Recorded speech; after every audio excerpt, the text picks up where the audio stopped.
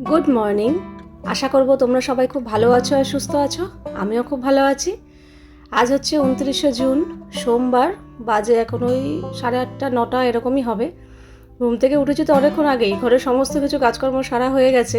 আমি একটু এডিট নিয়েও বসেছিলাম, তারপর ভাবলাম না, চাদরগুলো পাল্টে ফেলি।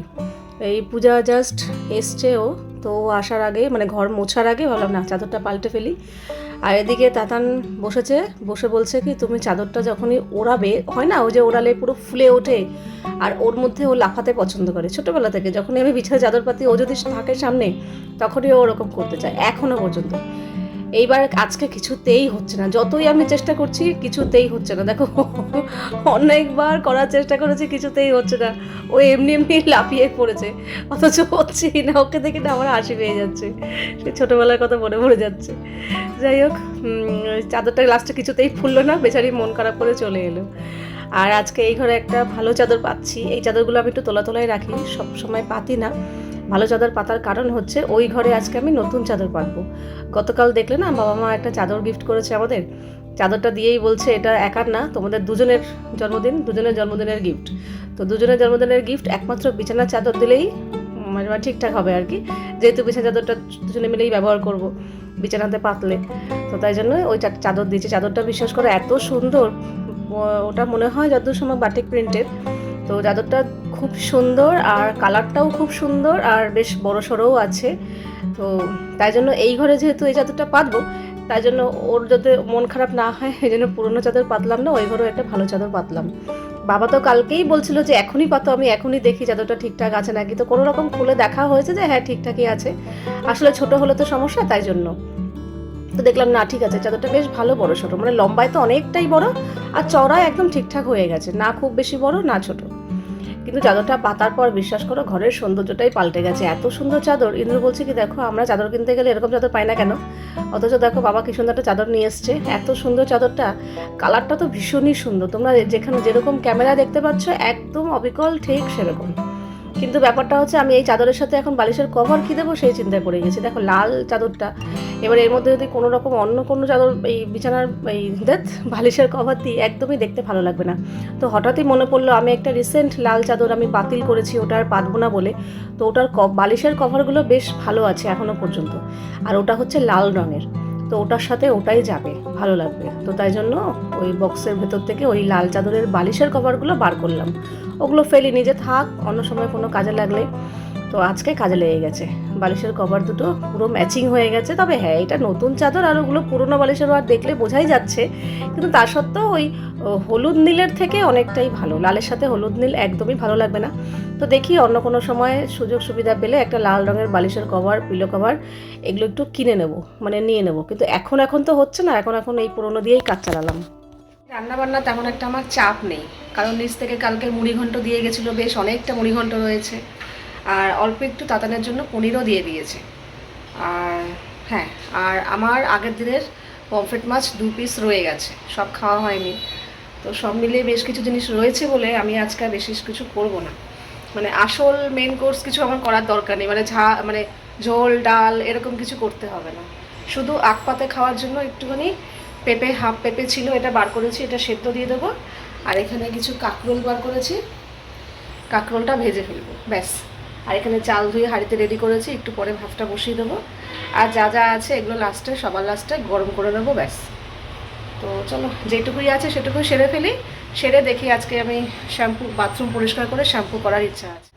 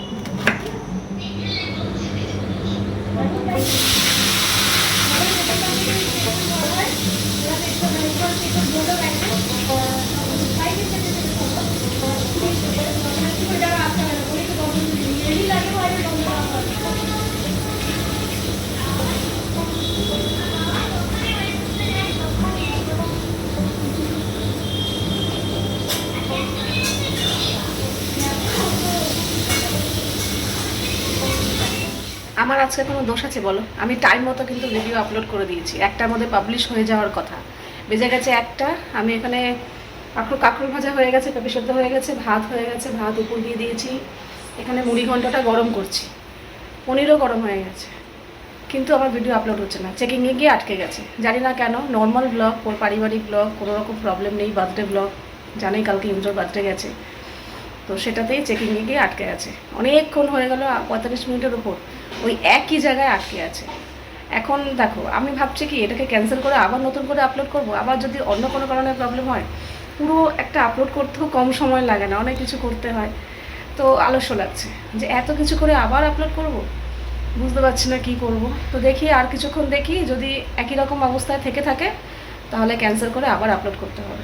এরকম মাঝে মাঝে টেকনিক্যাল প্রবলেম হয়ে যায়, তো তার জন্যই লেট হয়ে যায়। মাঝখানে কদিন আমার গাফিলতি ছিল, কিন্তু এখন কিন্তু আমি তারপর থেকে আর কোনো রকম গাফিলতি করি না। মাঝে মাঝে যে দেখো না কয়েক মিনিটের লেট হয়, তো সেটাও এইসবের সমস্যার জন্যই হয়। আজকে তো হচ্ছেই না কিছুতেই, কতক্ষণ হয়ে গেল এখনও সেই চেকিংয়ে গিয়ে আটকে আছে, জানি না কী হবে। খেতে বসে খেতে হয়, খেতেই তো বলবো। ও পেঁপে সদ্য ভালো লাগে না বলে আগেই ও দাঁড়িয়ে দাঁড়িয়ে এখন খেয়ে নেবে, খেয়ে নিই তারপর বসবে। যাই হোক, আমার এদিকে রান্নাঘর পরিষ্কার হয়ে গেছে, তান বলছে খেয়ে নেবে। বাজে এখন দুপুর 1:45। অনেকক্ষণ অপেক্ষা করলাম আমার ভিডিওর জন্য, হচ্ছে না। এখানে এই আবার কেমন প্রশ্ন? হাত আজকে করেছি এই যে কাঁকরোল ভাজা, এখানে আছে পেঁপে সেদ্ধ, ওটাও নিয়ে নিয়েছে, এটা 2 পিস রয়েছে আমাদের। আর নিচ থেকে মা পনির দিয়ে গেছে, এই যে পনির, ঠিক আছে। আর এই হচ্ছে মুড়ি ঘন্ট গরম করলাম। আর এই হচ্ছে আমাদের আগের দিনের পমফ্রেট মাছ 2 পিস রয়েছে। ব্যাস, এত কিছু থাকতে আর কিছু করিনি।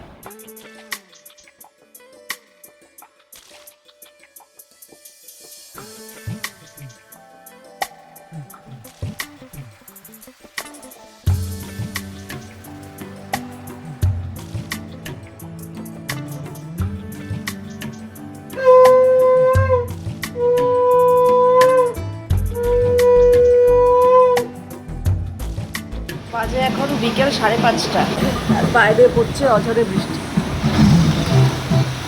ভালো বৃষ্টি হচ্ছে। কিছুক্ষণ আগে কমে গেছিল আবার। হ্যাঁ, কিছুক্ষণ আগে হয়ে কমে গেছিলো, এখন আবার ভালো বৃষ্টি হচ্ছে। যা গোটাটা ঠান্ডা হয়েছে। ছাদে গিয়ে যা জল এসছে। জল আসছে দিদে, না বাইরে বৃষ্টি। আর এই যে, আর আমার ভিডিও সেই বললাম না কখন থেকে আপলোড হচ্ছেই না। আমি সেই 12টা 12:30 সময় আমার আপলোড হয়ে যাওয়ার কথা, সেই ভিডিও হলোই না। লাস্টে আবার ক্যান্সেল করে আবার বসালাম, সেটাও দেখালো 1 ঘন্টা, 1.5 ঘন্টা, 2 ঘন্টা। সেই দেখাতে দেখাতে এই ফাইনালি এখন এই 5:30টার সময় গিয়ে আমার ভিডিও পাবলিশ হলো। দুপুরে একটু রেস্ট নিয়েছিলাম, তারপরে উঠে এই এখন জামা কাপড়গুলো ছিল কিছু, সেগুলো আজকে দুপুরবেলা ভাঁজ করা হয়নি। কিছু বারান্দাতেই মেলা ছিল, তার কিছু তুলেছিলাম শুকিয়ে গেছিলো বলে, তো এখন সবগুলো তুলে এই ভাঁজ করে এখন জায়গা মতো রাখছি। এই ঘরেরটা এই ঘরে, ওই ঘরেরটা ওই ঘরে। তারপরে আমি এখন যাব, রেডি হব, রেডি হয়ে একটু বেরোবো। তবে এখন বৃষ্টি একদম কমে গেছে। বাজে প্রায় সন্ধ্যে 7:30। একটুখানি ঘুমিয়েছিলাম, বেশিক্ষণ না, আধা ঘন্টার মতো একটু চোখ বন্ধ করেছিলাম। দাদান পাশে টিভি দেখছিল। হ্যাঁ, ফ্রেশ লাগছে, আর চোখ মুখে এমন খোলা লাগছে, আমার কাছে মনে হচ্ছে কতক্ষণ ঘুমিয়েছি। বেশিক্ষণ ঘুমায়নি কিন্তু, বল, আধা ঘন্টার মতো। তো যাই, এখন রেডি হয়ে নিয়েছি, বিকেলে ভালো বৃষ্টি হয়েছে। এখন রেডি হয়েছে, একটু বেরোবো। হচ্ছে আমি ডাক্তারের কাছে যাব এই দাঁতের ব্যাপারে। আজকে আবার ডেট দিয়েছে, কতদিন যেতে হবে জানি না। রোজই ডেট দিচ্ছে, দেখছে আর ছেড়ে দিচ্ছে, কিছু করছে না। অথচ যেতে কেন বলছে আমি বুঝতে পারছি না। এই নিয়ে 3-4 বার গেলাম, শুধু দেখলো, দেখে ছেড়ে দিল, ব্যাস। কোনো অসুবিধা?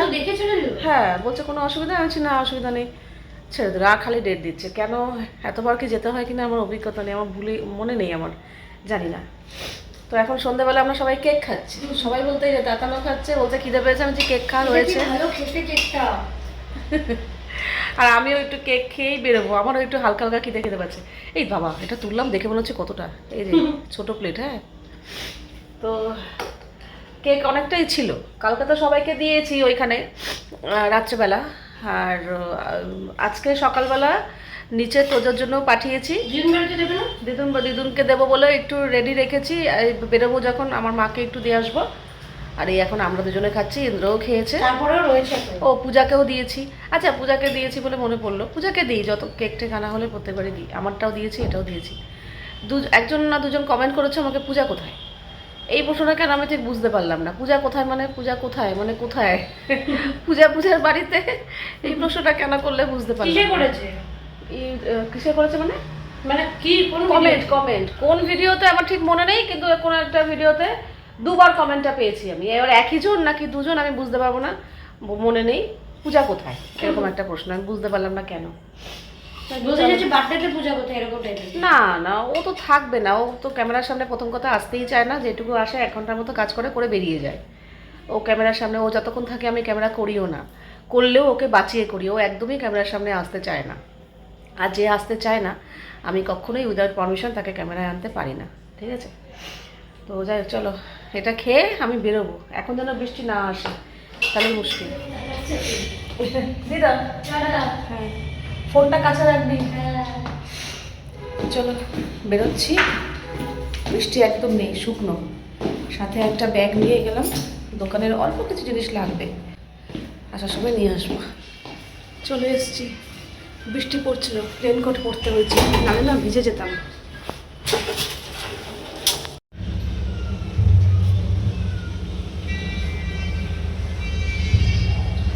চলে এসেছি বাড়িতে, এই জিনিসগুলো এনেছি আসার সময় দোকান থেকে। একটা নিম অয়েলের মানে ফিনাইল, 2টো আমুল দুধের প্যাকেট, চা পাতা, চিনি, তরকার ডাল, সুজি আর বেসন, এই টুকটাক জিনিসগুলোই লাগতো, সেগুলো নিয়ে চলে এসেছি। কদিন ডেন্টিস্টের কাছে গেছি, শুধু দেখে জিজ্ঞাসা করেছে কোনো অসুবিধা আছে নাকি, তারপর ছেড়ে দিয়েছে।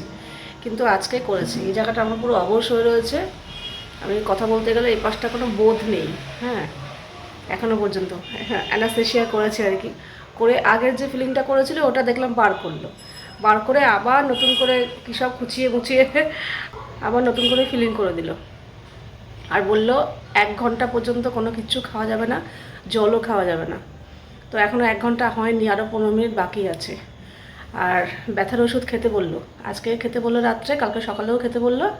আর তারপরে যদি ব্যথা থাকে তাহলে ওষুধ খেতে, তাহলে খেতে না। আর কোনো ওষুধ দেয়নি, আবার যেতে বলেছে সামনের মাসে।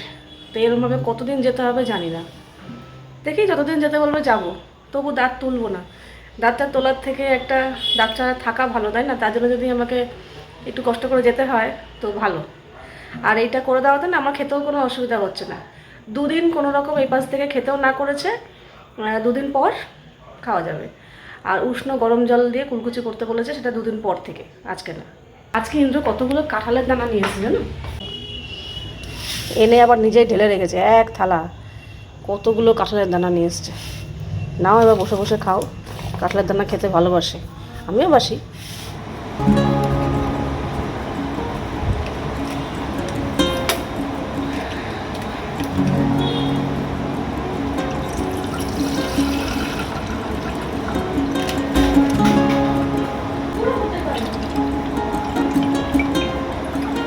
বাজে এখন প্রায় 9:45। আমাদের ইন্দ্রবাবু এই জাস্ট ঢুকলো, ঢুকে গা হাত পা ধুলো, বললো চা করতে। এখানে আমার জন্যও চা করেছি। আমারও 1 ঘন্টা হয়ে গেছে, এখন চা জল সবই খেতে পারবো। জল খেলাম, মুখটা ধুয়ে এখন চা খাবো। তবে এই পাশটা পুরো অবশ হয়ে রয়েছে, জিভটা ভার হয়ে রয়েছে। এই পাশটা কথা বলছি মনে হচ্ছে ঠোঁটটা বেঁকে যাচ্ছে, এরকম একটা ফিল হচ্ছে।